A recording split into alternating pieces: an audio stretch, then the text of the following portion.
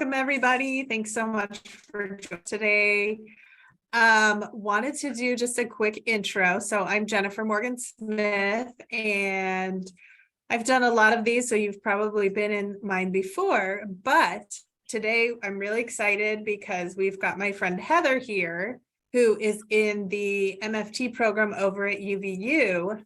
But the cool thing about this is Heather and I have been friends since, I don't know, birth, like I think since I was born, I don't know.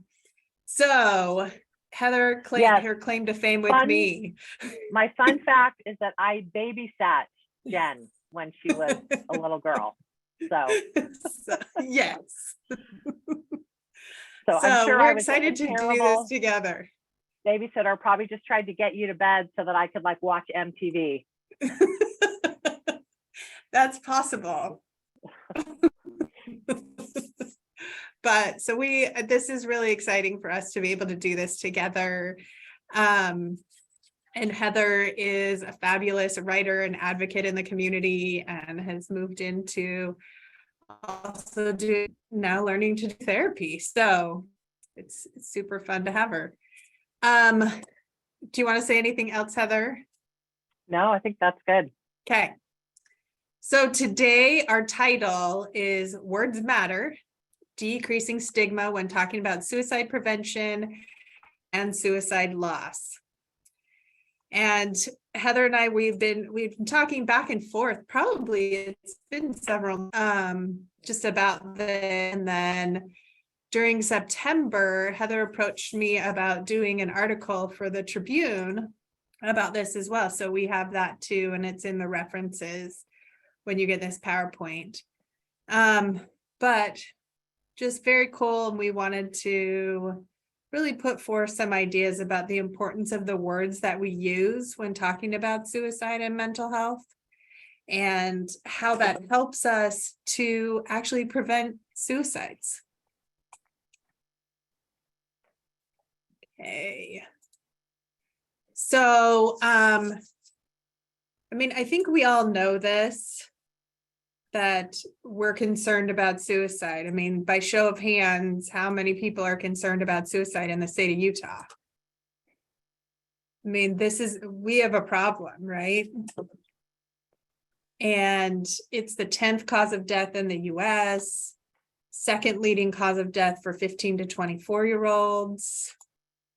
And we're concerned. And I think we're all concerned in this field at this point. And so as we were talking, I started reading some information, and Heather and I were talking about this whole idea of how many people are impacted by a suicide loss. And how many people, like it said something, what did we say last night, Heather? It was like 6 people is what initially, every death, there's like 6 people who are like significantly impacted by that death. But then they pushed it forward and said, actually, what we found is while there's 6 that are like everyday impacted by it, like in their everyday lives, 135 people are exposed to that death on average. So the ripple is a lot bigger, and I'm sure you found this with clients who have a family member who died by suicide, that it's such a huge impact. Yeah. When they start doing that math, it was like 6.9 million people annually are impacted or exposed to a suicide death.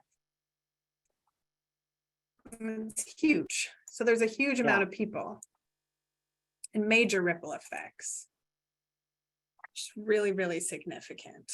So we thought, as we're talking about this, why are we talking about like language? Why does that really, does that play out in here? And so the thing we noted was, at one point, suicide was a crime.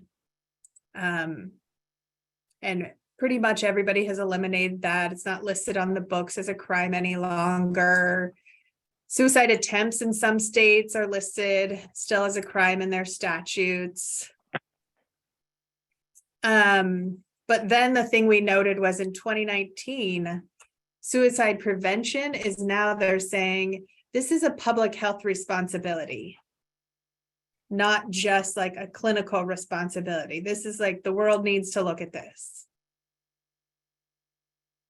Yeah, and we've got a comment here that says, I don't think the deceased individuals often don't recognize how many people are impacted by their death, from direct family to people in their local communities. Yeah. No, I don't think we realize that. No, and when you're creating a suicide safety plan with a client, from my point of view, the most important thing are the people. List their phone numbers. I mean, and it's, and there's a lot.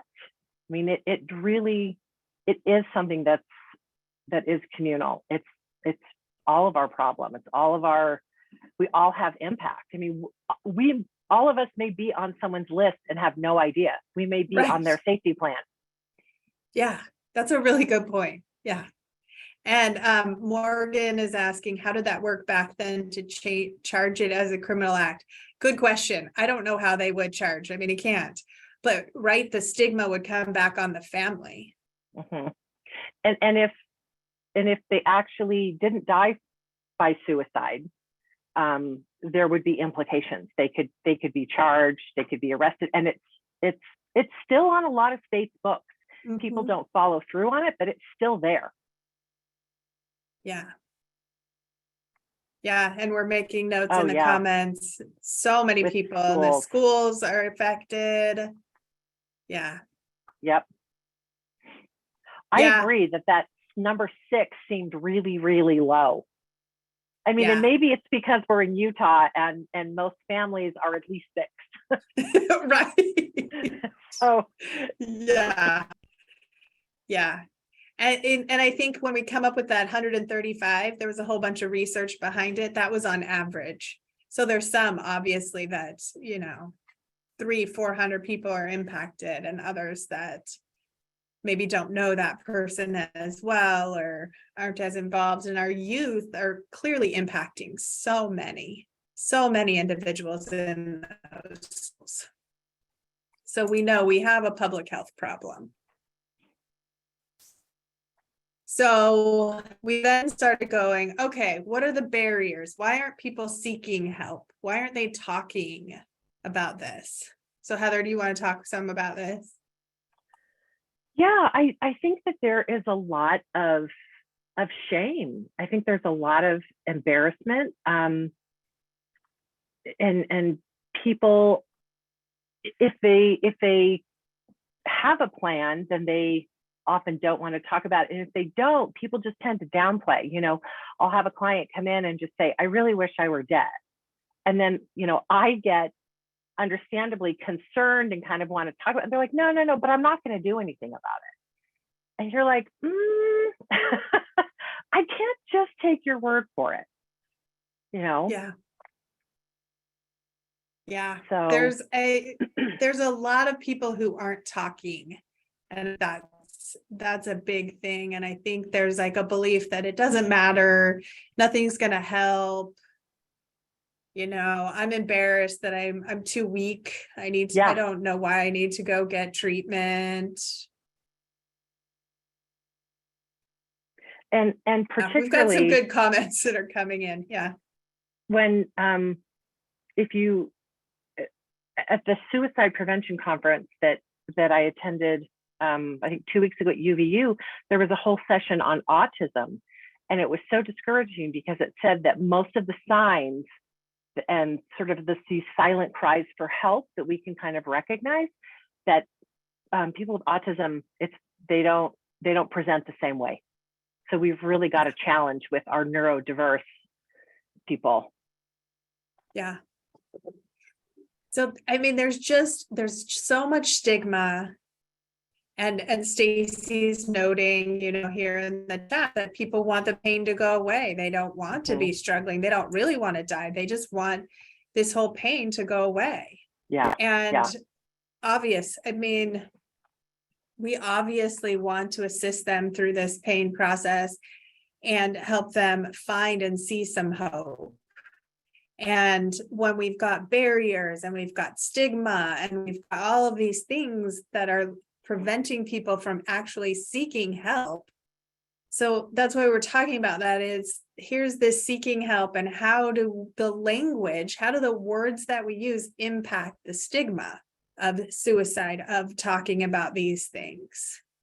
Like this first one in this list, they don't see help seeking as a sign of strength. They see this as a weakness if I'm asking for help. And that's all this stigma that surrounds us in mental health. When we started talking about it, we're like, okay, so why do words matter so much? Why does it matter what words that we use? Why is that so important? Words make a big, big difference. If I have put on weight, and if my husband says to me, "You look really curvy," like that's a compliment. I'm happy about that. But there are different words that I would not want him to use to describe a change in my body shape. And so the words we use just on a daily basis, we all know that word choice makes a big difference. And the language that we have around suicide is generally so negative, so blamey. In addition to the word commit being associated with crime, it's also associated with sin. I mean, people will say, oh, they committed adultery. So it's really this word where somebody has been selfish and they have violated our norms. And there's a lot of stigma. Yeah, there really is. And I think that's a significant thing. So, as Heather and I were talking about, like, what can we do to help in this whole process? Like, we know we can't run around and find every person that's suicidal and intervene with everybody and all of those kinds of things.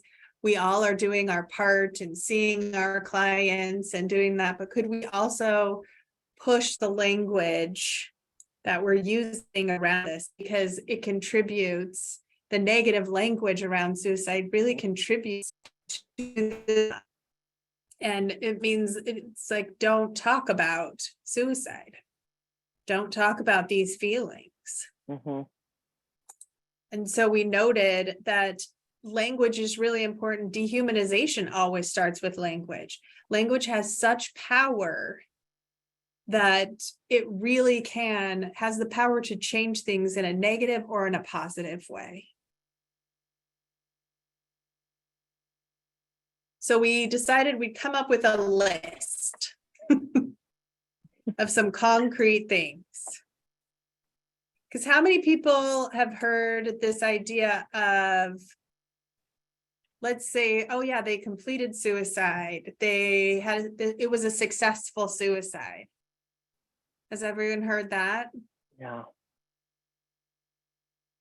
In the chat, you can comment those things. Because a few years ago, I can remember going, oh, okay, so we're supposed to not say commit any longer. Mm-hmm. But then the comments started being, oh, well, we say, okay, successful suicide. Yeah. So like the community started talking about it in that fashion. But the associations with successful and failed are also not what you're looking for. Right. Yeah. So Alessandra says, I think normalizing the wish to die for those suffering from depression or going through a rough time so they know it's just a symptom of what's going on with them instead of some kind of sign that maybe it's time for them to go. Absolutely. Yeah. 100%. Mm-hmm. Yeah. And the language that we use in session makes a difference of whether or not people become comfortable sharing those things. But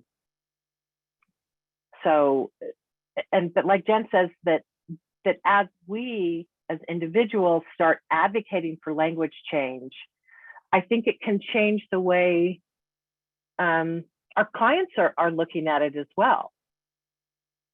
Mm-hmm. So, Yeah. and in the middle of it, I was telling Jen yesterday, I had a client who came in and it's the anniversary of her uncle's suicide. And she was just really, she was just a hot mess. And she was really upset and really, in many ways, angry with him and angry with herself. And she just kept saying, you know, committed suicide. And it really had this feel of this choice to do this thing, to, you know, hurt other people, like commit a crime or commit a sin, just this sort of, I don't really care about the rest of you. And there was no way I was going to correct her. Pardon me, I think the correct term right now is died by suicide. We don't say committed. I'm like, okay, I'm not going to correct her, but I felt like I needed in some way to bring it up. So what I did was I said, oh, it's really hard to have someone commit suicide. And then I said, oh, wait, let me rephrase that, die by suicide. I said that the mental health community is really trying to not use that word commit because it implies so many negative things when often the person who dies, it's this perceived burdensomeness that actually drives them to it. It's not a selfishness. In their mind, it's an unselfishness. And just in changing the language, we were able to have a conversation where she could entertain that maybe this uncle, that there was more going on. And I think it created a little bit of space for some new thoughts, for some compassion. Yeah, and it really does. I mean, as a society, when we're saying committed suicide, and that's so associated with committed adultery, committed a sin, committed a crime, the families of those who have died by suicide, they are often ignored. They're often avoided. They hear things like, I'm so sorry, I know your child is now in hell. Like they hear things like that. And when we're looking at the individuals that are really so impacted by suicide that they're likely to also consider suicide, those are the people who need support, and they're not getting that support. Instead, they're hearing, well, your family member is sinful, was selfish, etc. So, yeah, you know, words matter, what we say, or the absence of words. Yes. I mean, in some situations, silence can be really cruel. If someone dies from dementia or cancer or something else, there's an outpouring. People come up to the family members and say all sorts of, or at least attempt to say comforting things. But often with suicide, there's just silence. Yeah, because people don't know what to say. And so they sit back and go, well, I'm just not going to say anything. That's being non-judgmental, maybe if I sit back. But that silence comes across as judgment as well. So, yeah. And we have a comment here. Yeah, the why of why we say died by suicide. I mean, the kind of the test is, would we say successful cancer? The cancer was successful. Yeah. Would we say committed cancer? Would we say completed cancer? Or would we say, you know, the Alzheimer's was successful and they died? Yes. Like but we're so used to saying committed suicide. It almost like commit and suicide are these two words that have gone together for so long that it is super hard to start separating them. And it's okay if we screw up. I just think in some ways it can be good because then it gives us a chance to correct it, and then you model for other people. We're all figuring this out. We're all we're all shifting language. Yeah, absolutely. So, and some people say like a failed suicide instead of suicide attempt. So the suicide attempt takes away the judgment in that situation, and it allows for discussion. It keeps things open. And we all know in therapy, we want to keep conversations going. We don't want to cut them off. We don't want to stop them. So I appreciate that, Brianne, the comments, because yeah, died by suicide. It changes the view of that. And I mean, we mess up. So last year I was doing the UVU suicide conference with somebody I train a lot with, my business partner, John, who's been on these trainings with me before. And we spoke in the very beginning of the training, we're going to say committed, we're going to be very careful, very cognizant of this. And about 2 or 3 minutes in, he says, and the committed suicide. And I looked at him and went, we're going to stop right here. And we had a discussion and changed the discussion. It looked like we planned this. We had not planned this. And so we have to stop right now and we have to really fix what we just said. And he was like, I know, as soon as I said it, I heard it. And so it's super easy to mess this up because we've all been trained in this language. Mhm. And that's why we're trying to lay it out so clearly on this. So to me, this slide, I'm staying on it so long because it's such a significant slide when it says, instead of this, say this, and here's the reason why. Yeah, Gina, a failed suicide might add to the person's negative perception of themselves. I can't even do suicide right. Yeah. But we think about it like that's a failed suicide.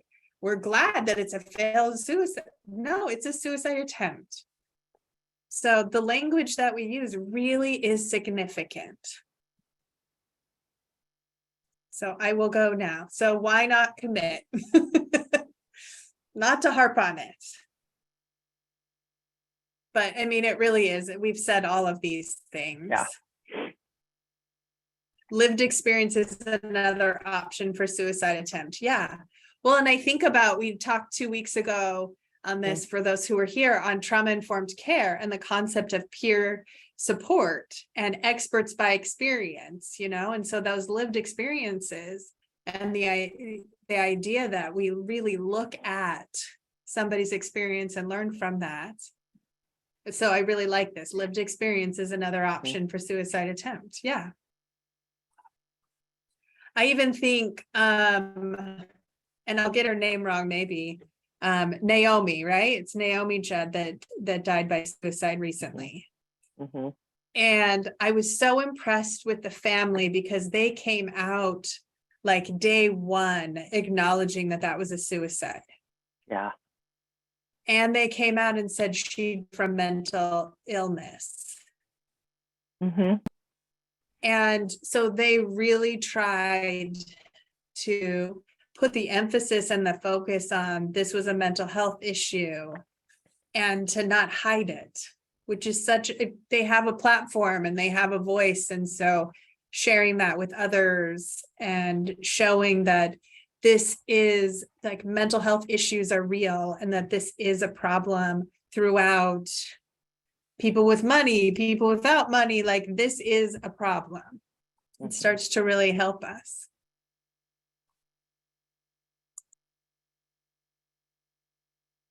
So I think we kind of said this too, though. It's okay to slip up. Because really, even the most dedicated supporters of this find themselves slipping up. Yeah. It's so easy. Maybe that's why I'll just keep harping and saying the same thing. Because it helps me to also be aware of my language when I'm using it.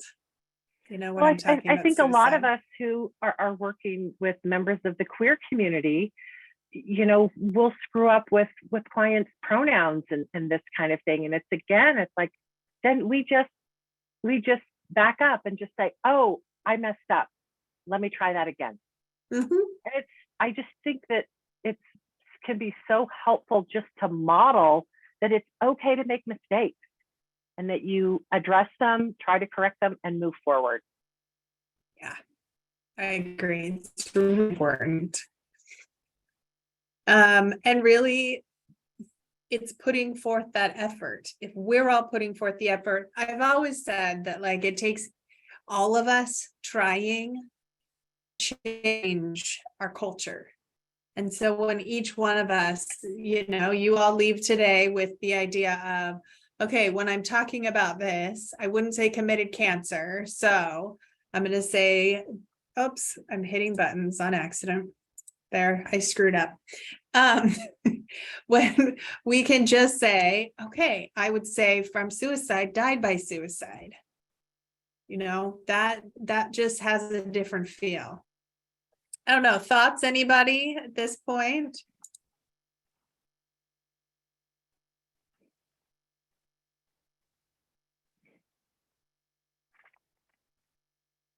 Because Denim here, you said, yeah, I'm so glad that we're saying it's okay to mess up.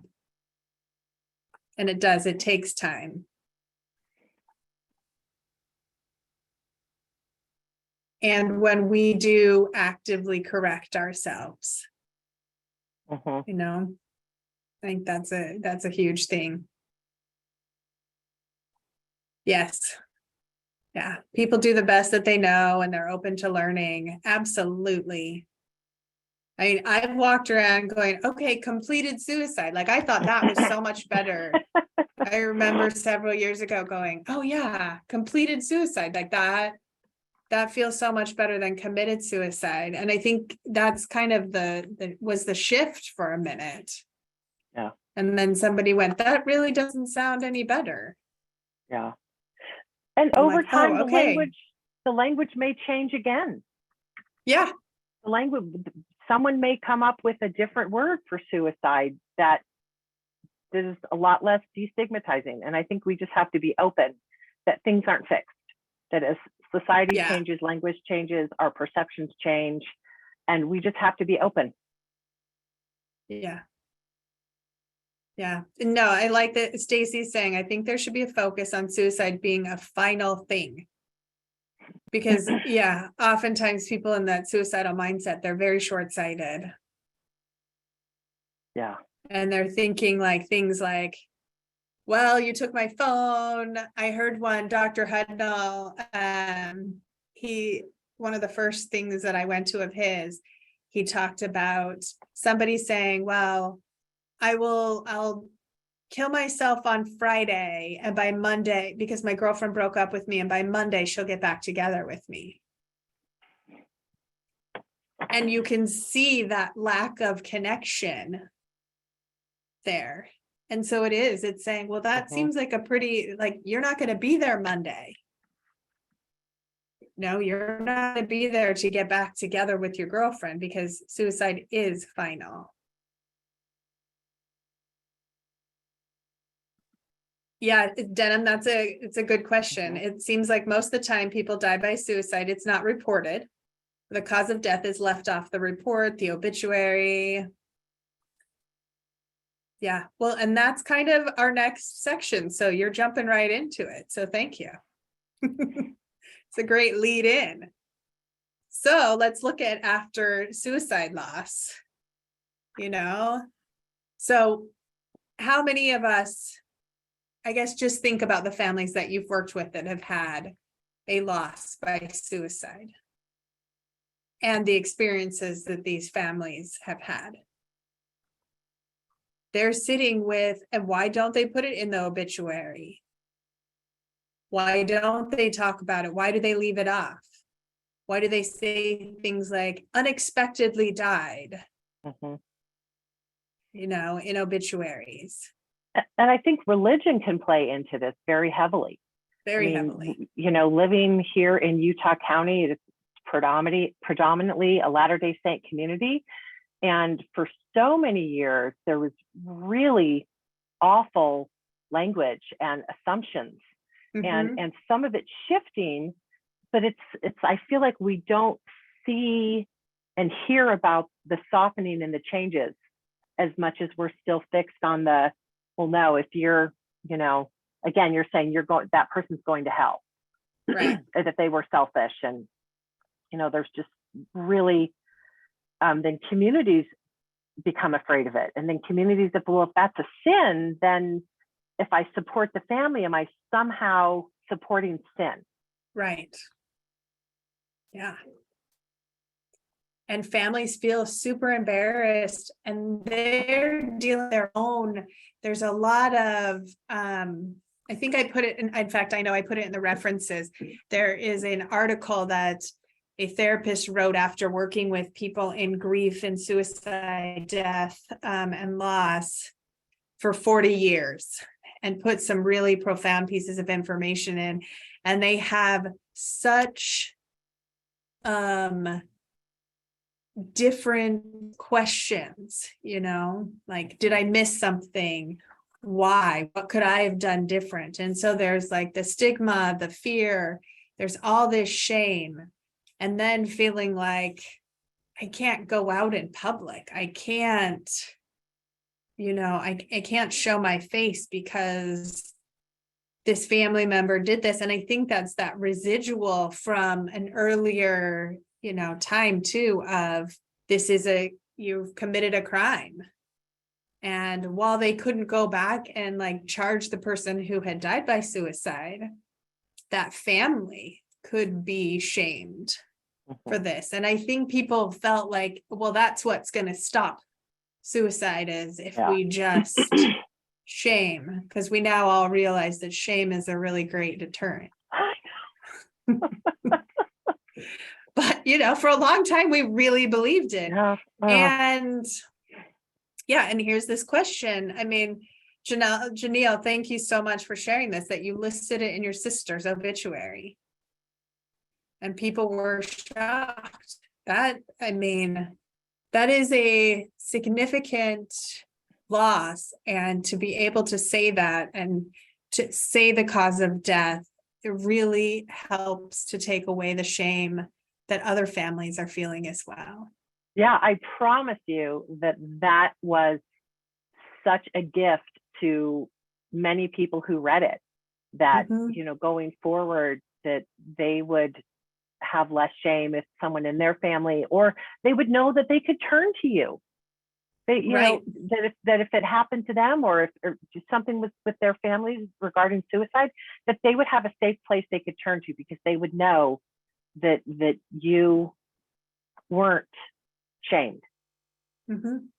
Yeah. And then Stacy, you're saying suicide can run in families, and not sure if it's genetic versus learned. And there's some discussion about it gives permission almost for others, to in the family as well, like says, well, I couldn't handle it. So there's some belief around that it gives permission, but I've also seen it become the opposite as well in families. Where it's everybody was so hurt by that, and we saw how it really impacted everyone, that we realized that's not the answer, and that doesn't solve it. So it's a tricky thing, and it is tricky to normalize suicide. It's really tricky to normalize this suicidal pain, or that pain where you just want to die. It's really difficult, because there is that fear that if we normalize things, that we're going to somehow encourage somebody. I think we have to figure out how to normalize the pain. And that's part of like the suicide contagion, is to know that we have to know that we don't talk about like the way that they died, like the specifics around it, but that we can talk about that this happened, this was a suicide. Okay, Morgan brings up, I work with a client that just lost an aunt uncle by suicide. The aunt killed the uncle, then herself. So I guess a nitpicky question. I don't think it's nitpicky. I think this is important. How would we verbalize a murder suicide? That feels stigmatized too. Murder. I have no answer. I know, I'm sitting going, that one's a hard one. That one's a really hard one. And, you know, well, you're right.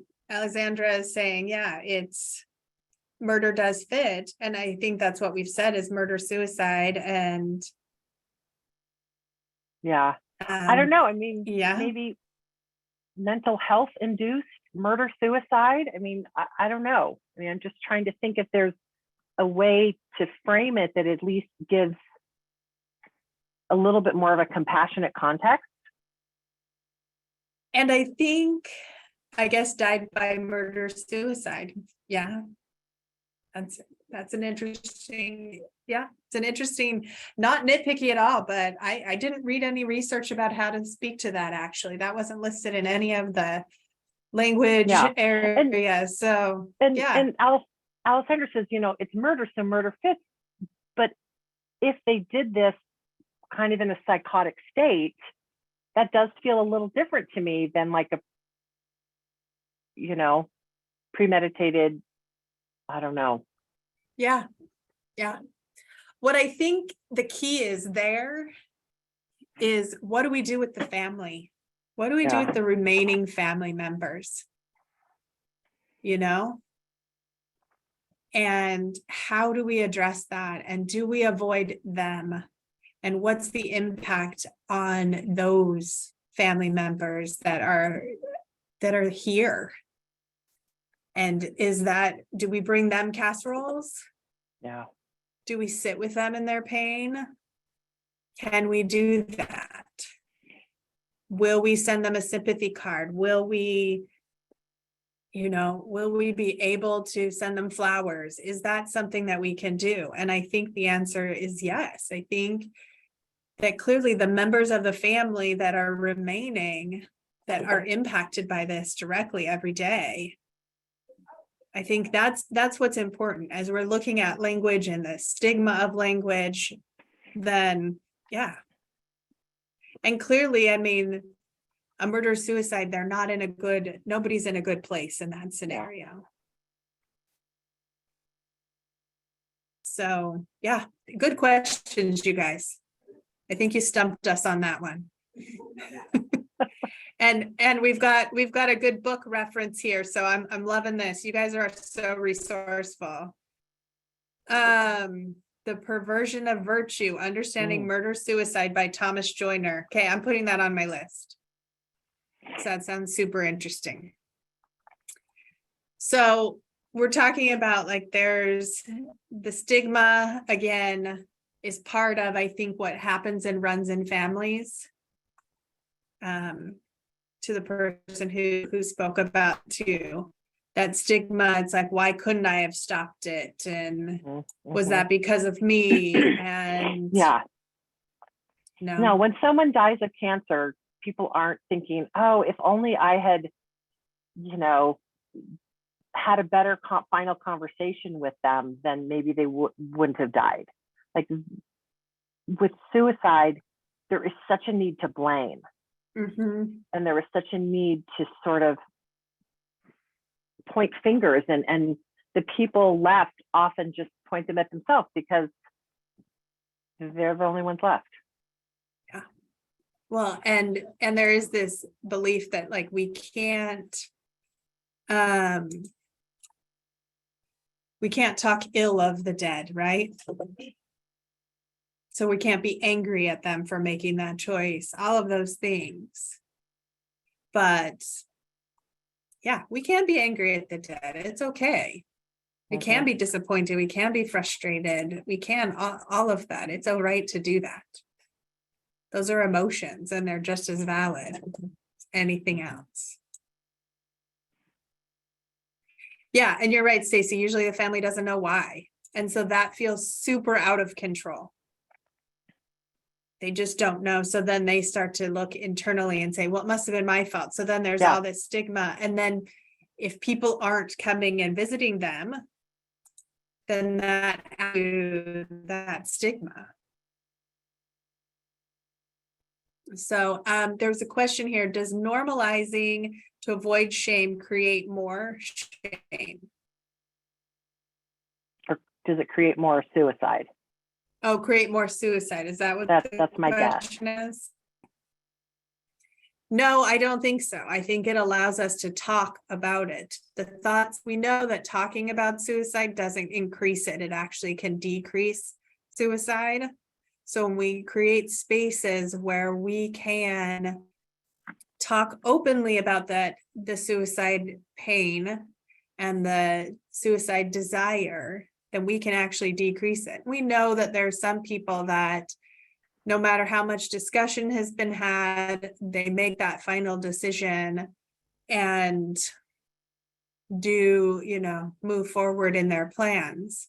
We know that, but we also know that the best way to prevent it is by talking about it. Yeah, and Gina, I'm not sure. Create more shame by normalizing it. I'm not sure. Yeah.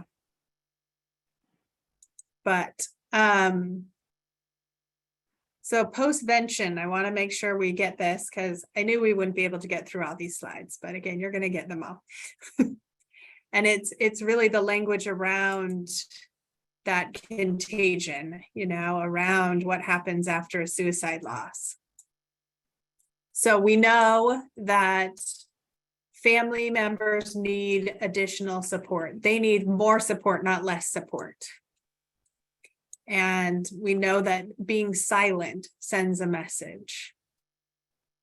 And that families are really impacted and that their suicidal risk increases because of that loss. They want to go and be with that person. They start to imagine that. So they need that increased support. So that's a postvention, idea, and let's not ignore them.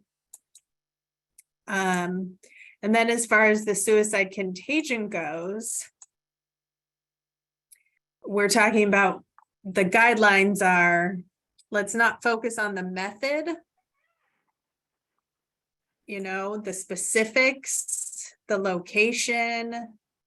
We don't need to do that. We don't want to emphasize, oh yeah, suicide is just a total understandable response to those feelings. We want to normalize the feelings. We want to validate the feelings, but not necessarily validate that suicide is an understandable response. And then having lots of conversations, about, well, why do you think they did it? All of those conversations are not helpful. And Joseph is putting the evaluations in, just so you know, with the code word. So we want to look at that. But also we don't need to keep the suicide death a secret because we need to acknowledge it. So it is the balance of grieving, but also not glamorizing this death. So Jen, Stacy wants to know about the difference between talking about suicide doesn't increase suicide versus talking about it can increase it in others. So can you kind of thread that needle a little bit? Yes, absolutely. Thank you for the clarification question. So I think that what you're asking is in terms of like this, the contagion. So when we're talking about suicide with somebody who is dealing with suicidal ideation, who is feeling suicidal, sometimes there's been myths that, well, if we talk about suicide, if we ask the suicide question, then we're going to increase suicidal ideation and we're going to increase the likelihood that somebody's going to die by suicide. And that's what's not true. Because when we talk about that and we're able to talk about the pain and we're talking about the emotions, that helps decrease suicide in that individual. But when we then, following a suicide, if we're talking about the means of suicide and we're talking about the location and we're saying it's so understandable that this person died by suicide because their life was so hard, we start to normalize that suicide is an understandable result of what they're feeling. And I think that's the difference between the two. I'm hoping that clarified it. What do you think, Heather? Did that make sense? Okay. Yeah, and Thanks, I think Stacey. it's also especially among teenagers who sometimes can get caught up in the perceived drama of it all. Yeah. And, if certain things are done for someone who dies by suicide, like if everybody wears purple that next week at school, then it's like, people can think, well, I want to, feel special. And so I do think that it's, you have to talk about it, but it's the way you talk about it. And yeah. Let's see, we've got one. Okay. I'm sorry, Rochelle. Yeah. And no one talked about it. You weren't allowed. Yeah. Yeah. I had a friend who died by suicide, and the parents would not acknowledge that it was a suicide with anybody. And it made it really, really, really difficult. And I love that you're changing that, learning from and taking from that experience, that, stopping by their house and hugging and sharing memories and acknowledging that person. It changes so many things. Yeah, and Rochelle, you're a stigma breaker. Yeah, You're for sure. You're busting stigmas, and that's awesome because I think that can also be contagious. I think that the friends who were shocked and said, "I can't believe you stopped by," that maybe they would be more willing to do it, knowing that you had, and knowing that it was really that the family was so grateful. Yeah, it makes a huge difference. And so, the key really is, and we even have guidelines. Yeah, you teach others what you can do to support them. Yeah, great comments, you guys. Always with this group, great comments. I even included in here like media's best practices. And this is like the things, how do you cover a suicide?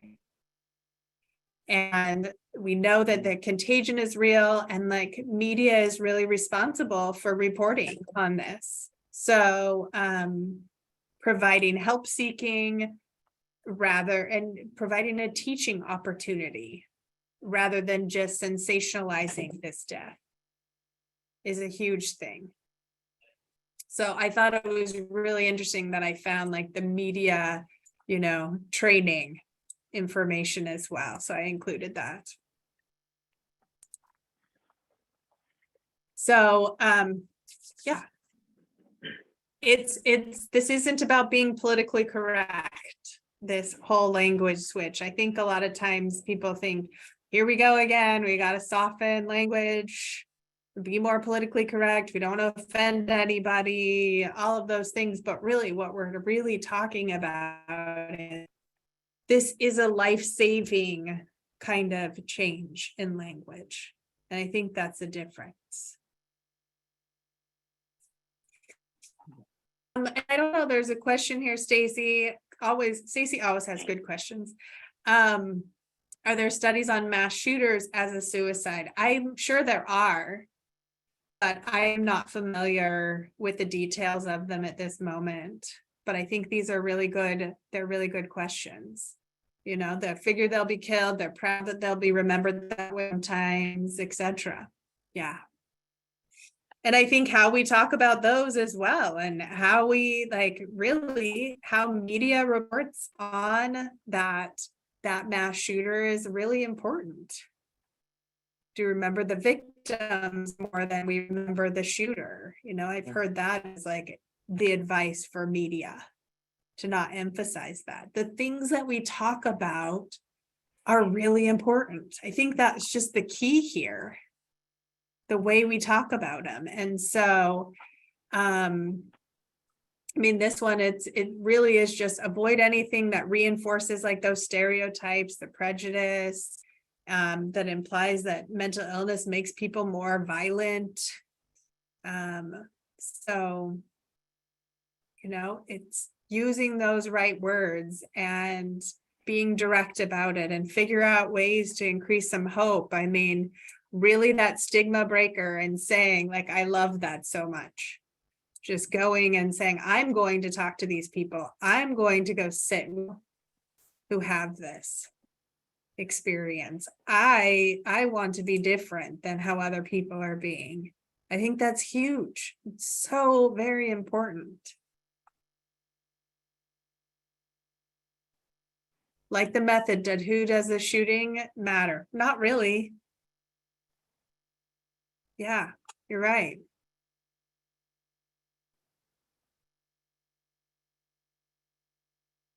Yeah, JC, yeah. A lot of the recommend changes in language are based on feedback from lost survivors. Absolutely. And in that, that's why I think in that trauma-informed care, kind of the 6 guiding principles we've talked about previously, the idea of peer support and getting information and feedback from survivors, from people with lived experience is so important. We can learn so much from that. That really impacts how we can facilitate change, how we can engender hope. So I know we just have a couple minutes. Joseph has put in that in the code. He's put in the link to the survey. Are there other thoughts, questions, comments, ideas before we get you back to your regularly scheduled work?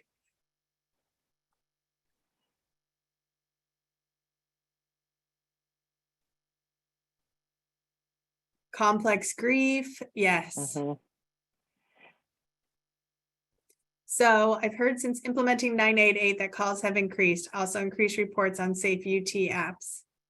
Your thoughts? I would hope, that this means that people are more willing to seek some help. And they're more willing to talk. And I think this should count as a CEU for suicide, don't you, Joseph? Yeah, I do. I think it should. There you go, Kayla. Yeah. To me, this is a suicide prevention, technique. This is, and really it just takes us getting out of our comfort zone a little bit and being intentional about the words that we're using. And when we say something that's, incorrect, or that we go, oh, that doesn't sound right coming out of my mouth anymore. It's just correcting that right then and there. Saying, yeah, that doesn't feel right. I don't like this. This saying died by suicide feels much more accurate and less judgmental. Less stigmatizing. And it really does allow us the opportunity to talk through that stigma and the pain that people are experiencing. And asking them how they would like to phrase it. Yeah.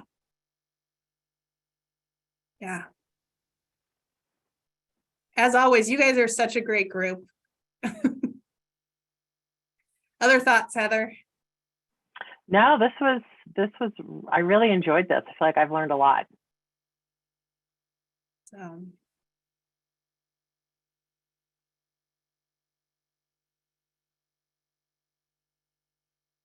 Thanks, guys.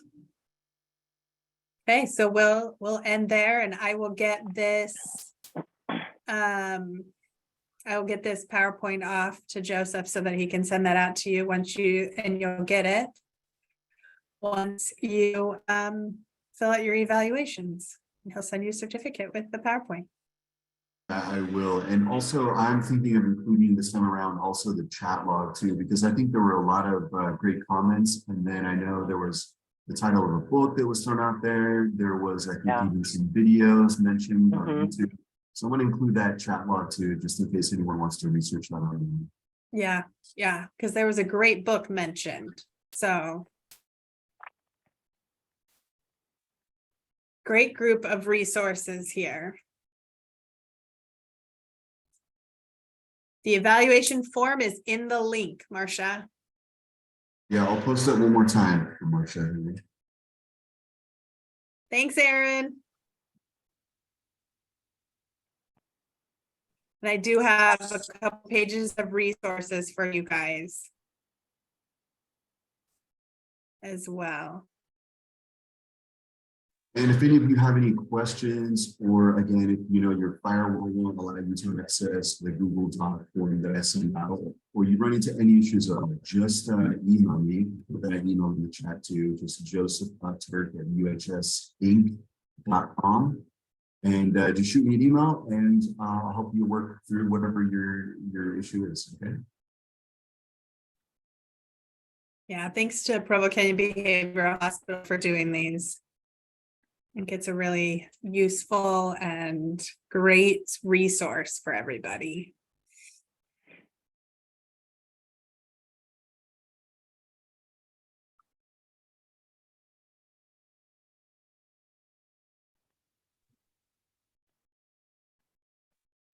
I realize it's over and thank you for sending the link. However, it's asking me for a class code.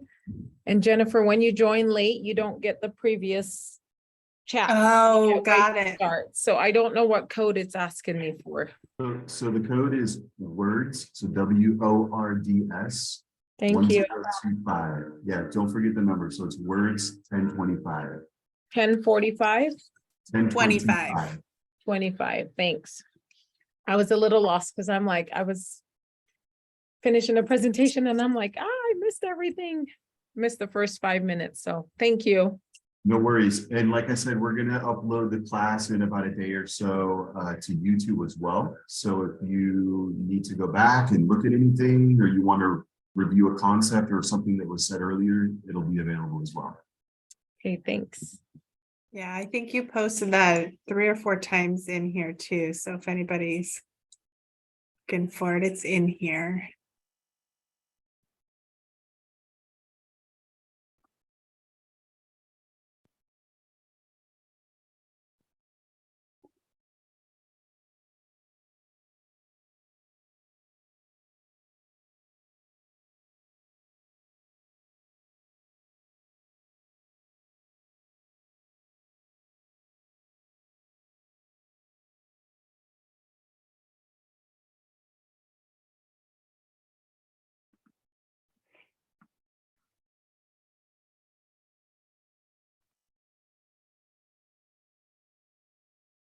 Everybody's getting their links.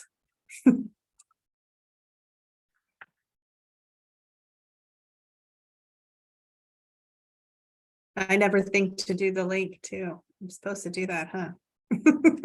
Heather, you should do the link. The link is fun. They're fun. Lots of good questions. We get a lot of good feedback in there too. There's a lot of opportunities to, tell us what you like and dislike. And it's always good to get feedback and see what. Absolutely.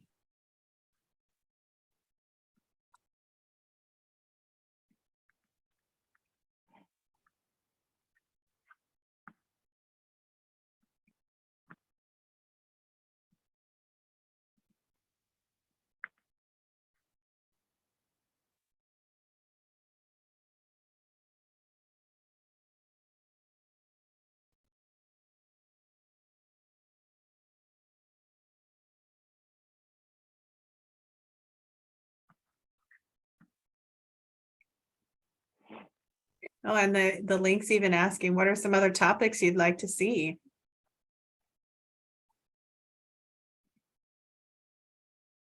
Let us know. That's a really good way to kind of gauge, if we're going in the right direction or what you guys want to hear.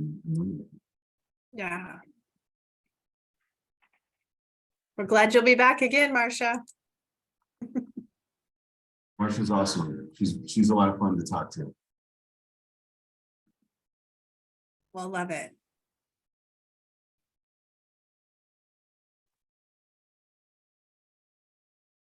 So I stopped sharing the slides.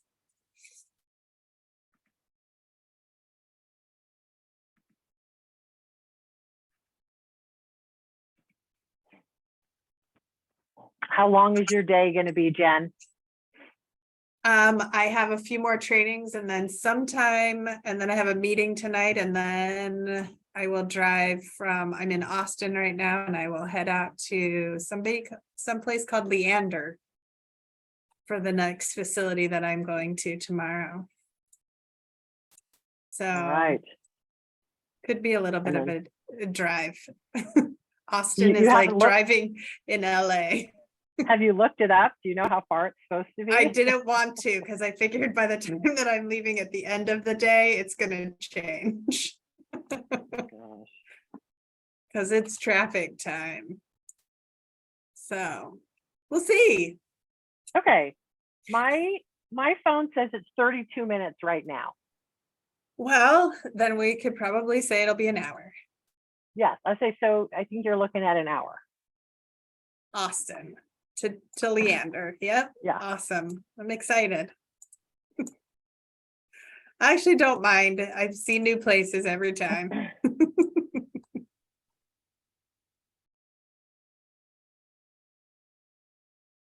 So usually these are people who we just remove now.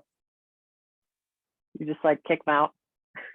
We put them in the waiting room now. Let's just stick everyone in the waiting room. But thank you so much, Joseph. Thank you, guys.